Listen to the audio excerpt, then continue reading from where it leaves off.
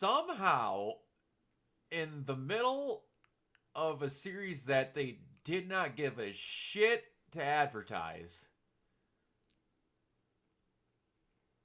one of the best things they ever made is in. Yep. I told this to you before we recorded, but this episode is one of the best things I've seen in television. This came out of fucking nowhere. And could have been a 2-minute thing in another episode about how an actor disappeared inside a teleporter, and that's why we have the doorman clause.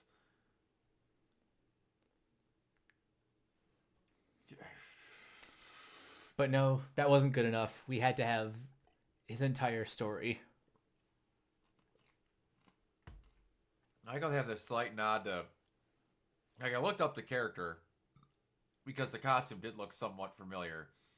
I don't remember, but I think he was one there in an episode of the uh Spider-Man the animated series. There is a old ass group of superheroes like the Wizard and something else, and there's a costume that looked close to this. I don't think it was the Doorman, but it looked close to that, because that's who I thought it was. But I don't think that was it. But yeah, it and the fact that they even tied the name of him into being a doorman at a club in Hollywood, and that's how he got his start. Because he answered a newspaper ad for what was it for? For Mr. Immortal, asking for costume adventurers to join him to form a team, and that's how they like got the Great Lakes Avengers.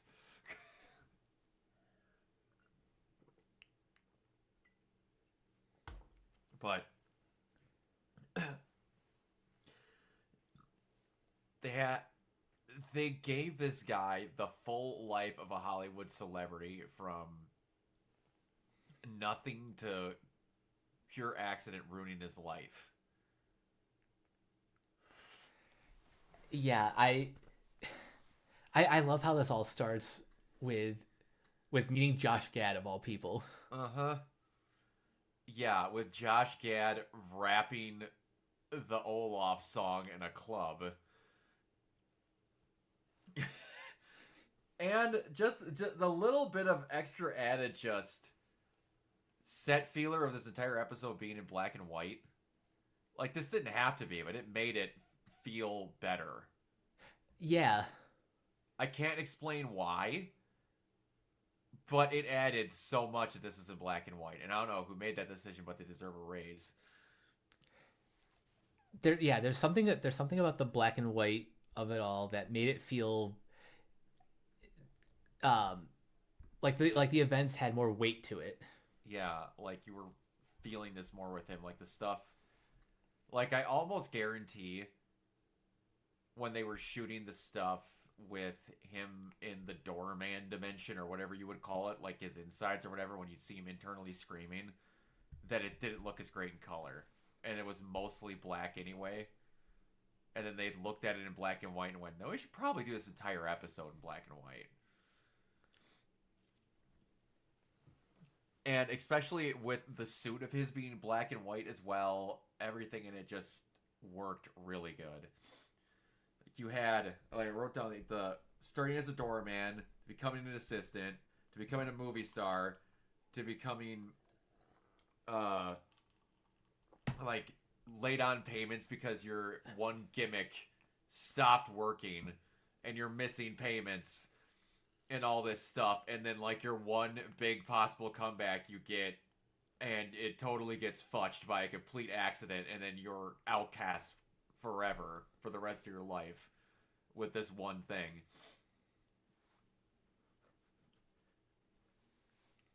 It's just so it it's such a basic episode, but how it's done makes it incredible.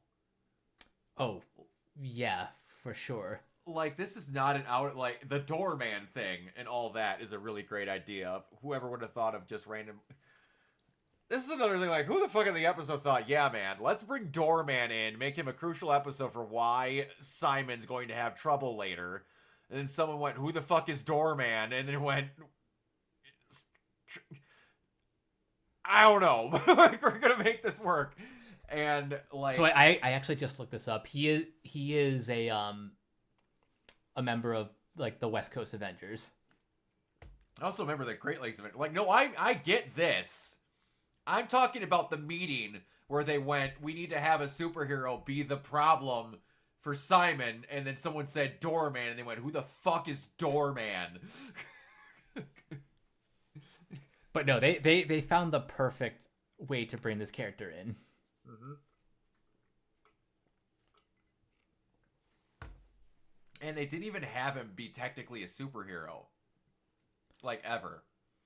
Yeah, he's just a guy with a superpower. He's just a guy with a superpower that basically never gets a suit. He gets a mask that looks like his mask. There's, like... Oh, that comes with it, too. But, yeah, it says a lot to the quality of how a thing is written and directed, to where this is the most unbelievably simple concept. They didn't exactly reinvent the wheel, but yet this is one of the best things in an episode I've watched in over a decade, at least. That's why it's just like, no, the idea was bad, or like, no, the way, like, you can have an idea, but if it's written and directed like shit, it's not going to work out well. You can have the simplest idea, and then you fucking give it to Steven Spielberg or Christopher Nolan, and it can do pretty good. Because it's almost like how it's presented is 1,000% of what makes something work. Mm-hmm. Good Lord, man. Like, yeah, this was crazy. And, like, I don't know how to explain to people how a person can be good at acting badly on camera. It takes a special skill to perfect, like, whether it's acting bad or singing bad, you have to be good at being bad. Yeah, because there's a difference between acting bad, and then there is a difference between a good actor making it look convincingly like they're acting bad, but in a universe of, like, a bad... Because, like, there's bad acting, and then there's a good actor acting badly. There's a major difference. And it's hard to explain to someone when you say it. It's like, no, they just act like... No. Like, another version... Like, my favorite version of this. Have you ever seen Supernatural? I've seen some episodes. There's an episode where they're dealing with an angel, and this angel zips them to an alternate dimension where the actors... Where the Sam and Dean, the characters... go crashing through a window, and then they're on the set of Supernatural. You got Inception level of acting here. I have to explain this. You have, okay, so Jensen Ackles and Jared Padalecki. So we're going to start at the top of the pyramid, and we're going to go down. We have Jared and Jensen playing Sam and Dean, playing Jared and Jensen, playing Sam and Dean. Oh. So, like, these two actors are playing these characters, playing the actors, playing the characters, and you're watching, like, there's this great scene where Jared Padalecki, as Sam, is trying to be Jared acting as Sam, as, like, there's the door, so there must be a lock. It's like, and... The acting is like, he's acting this horribly, but in a way to where you have to be convincing yourself that this is bad acting, where you're not cracking at how bad this is, where you're convinced that you're the person who thinks this bad acting is good acting. And I can't explain how much talent that takes until you actually sit and think about the steps an actor is going through to pull that off. Yeah, it's like you have layers upon layers upon layers. Like I'm pretty sure it was Jensen Ackles that called it Inception acting. Because there's so many fucking layers to it. But yeah, it's the life and struggle of an actor or of a guy who got a break in Hollywood and then like ended up having it fizzle out. Even with the apology video with like the freaking infomercial and all that. But then you get I was like, are we just like, here was the life and times of a random actor. We thought of a really cool idea, so we stuck it in the middle of Wonder Man to pad out episodes, and then it cuts out to Damage Control now making a widespread law called the Doorman clause to where superpowered individuals can't work in movies anymore because Josh Gad disappeared inside a dude. Then you realize, oh fuck, that ruined Simon's entire life. No wonder he's trying to hide these powers so damn bad, because it would ruin his life and his career and passion. Like, holy shit. He's got a power that is 1,000 times, well, depending on how it's used, is 1,000 times more dangerous than the Doorman. Mm-hmm. Yeah. And I love how this episode exists as opposed to just like random exposition. Like we get to see exactly what Simon is doing to, conceal his powers, and also why Damage Control is like, yeah, we should look into this. Yeah, it wasn't just they're sitting there, like, it could have been the next episode, and then you would have had Trevor explaining to him, be like, I understand why you hide your powers. Do you remember what happened to that guy, the Doorman, and stuff like that? He's like, yeah, I'm well aware, blah, blah, blah. That could have been a 3-minute conversation in another episode. Yeah, this was cool. This, you know what this felt like? This felt like a Black Mirror episode. Oh, yeah. It really kind of did, to where it was just, this could have just actually been a Black Mirror episode. To where, like, a guy got, like, they might have had a little bit different of a way to show him getting the powers, like, it would have been, like, an experiment or something. Or, like, he escaped and then got his doorman job, and then everything went on from there. But, yeah, this felt like a one-off Black Mirror episode. The more that I'm thinking about it, it's like, it reminded, like, the tone and how it was presented reminded me so much of something else, and that hit me. This was like a Black Mirror episode. Which I hate so much that this just became an idea in my head, because this is never going to fucking happen. You could take obscure comic book characters like this that have just the dumbest names and the dumbest powers and make cool Black Mirror episode one-shots with them. Yeah. Just like this. I'd watch the fuck out of that. Yeah, like if the Punisher special presentation does well, I want to see more things like that.